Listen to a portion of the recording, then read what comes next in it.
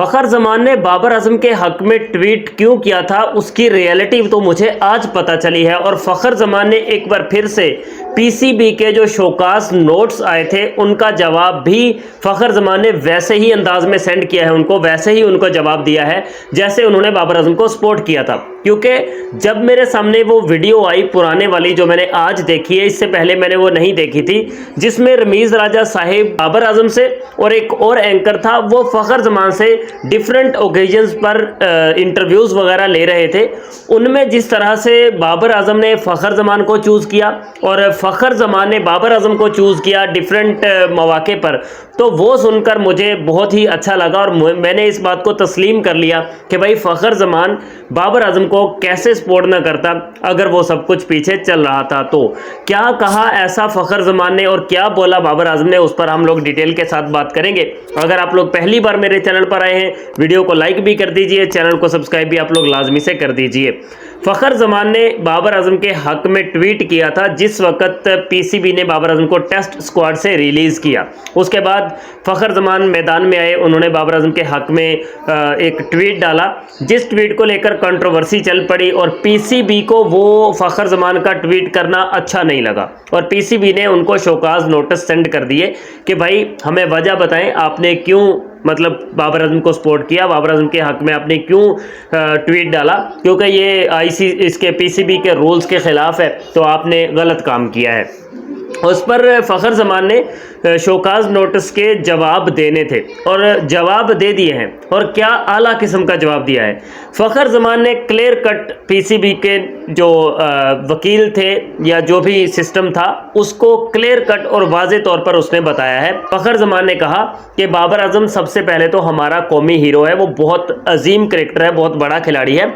दूसरे नंबर पर सीधी और साफ बात है भाई, वो मेरा दोस्त है और मैंने अपने दोस्त को सिंपल वर्ड्स में मैंने उसको सपोर्ट करना था।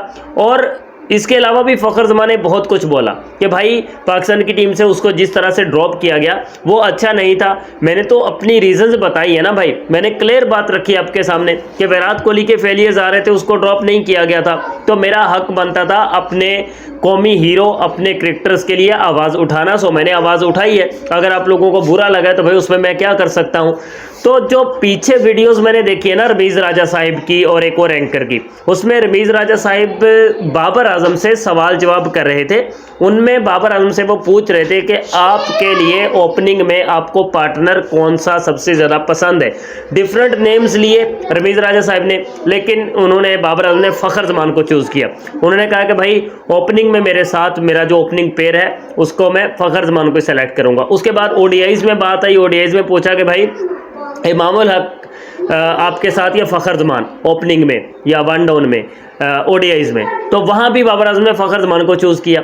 अब देखें कि इमामुल हक भी कहा जाता था कि वो भी बाबर आजम का बहुत बड़ा दोस्त है और कहने की बात नहीं है, बाबर आजम की सबके साथ ही दोस्ती होती है। बाबर हमेशा सबका ही दोस्त बन के रहता है, लेकिन कुछ बीच में कीड़े मकोड़े किसी के अंदर उनको डसना शुरू कर देते हैं, फिर वो बाबर के ख़िलाफ़ बोलते हैं।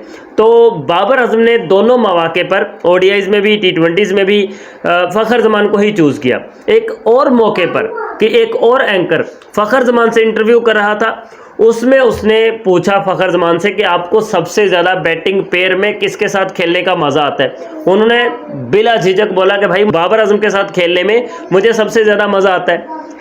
उन्होंने कहा कि बाबर आजम के साथ, फ़खर जमान ने बोला कि बाबर आजम के साथ जब मैं बैटिंग कर रहा होता हूं तो उसको मैं बहुत ज़्यादा इंजॉय करता हूं, क्योंकि बाबर आजम एक क्लासी बैट्समैन है और वो मुझे साथ साथ में हैंडल भी करता रहता है कि यार ऐसे खेलना है, यहाँ पर इस मौके पर ऐसे खेलना है। तो वो सिचुएशंस के मुताबिक मुझे गाइड भी करता है, साथ साथ मेरा हौसला भी बहुत ज़्यादा बढ़ाता है। इसलिए मेरा बैटिंग पार्टनर सबसे best in the world Babar Azam ही है।